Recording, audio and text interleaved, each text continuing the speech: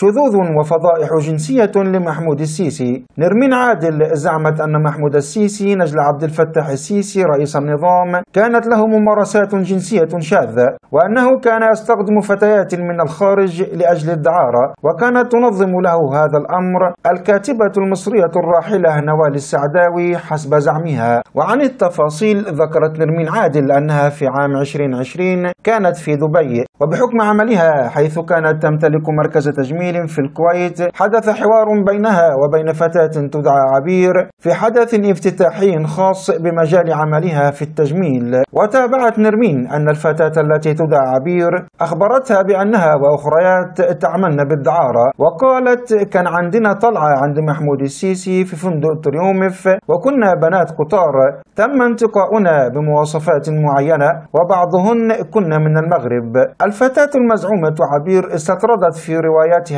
بحسب ما تقول نرمين بأن الفتيات اللاتي يعملن بالدعارة كنا يصعدن واحدة تلو الأخرى لمحمود السيسي حيث يتم انتقائهن، مضيفة بالقول اللي كان بيتضايق منها أو عملت حاجة لم تعجبه أو ما جتش على هواه كان بيجيب كلب أسود يعاشرها أمامه. ووصفت نرمين عادل محمود السيسي بالشاذ، وأنه حتى تخطى الشذوذ بهذه الأفعال حسب قولها. وتقول نرمين أنها أبلغت هذا الأمر للعقيد محمد علي البحيري، وأن سمعة محمود السيسي أصبحت سيئة للغاية، موضحة أن والده عبد الفتاح السيسي كان قد وصل إليه بعض فضائح نجله فأرسله لروسيا لفترة ثم عاد. انتصار السيسي وبناتها وحياة البذخ.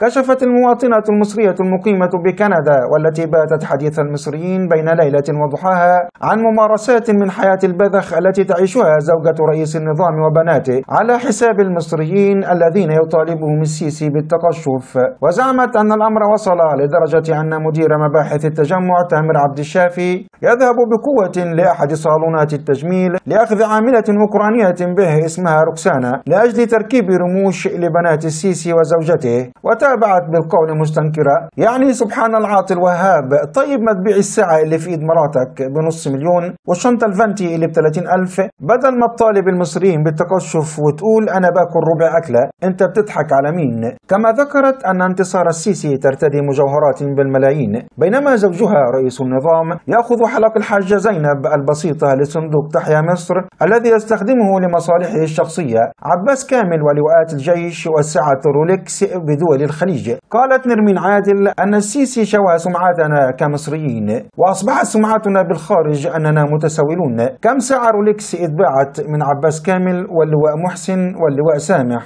مضيفة بالقول كم رولكس اتباعت لما بيطلعوا بيتسولوا في الخليج وبينزلوا يبيعوها، وأن اللي جايبه لهم الراجل اللي بيشتري لأنه بيدي أسعار كويسة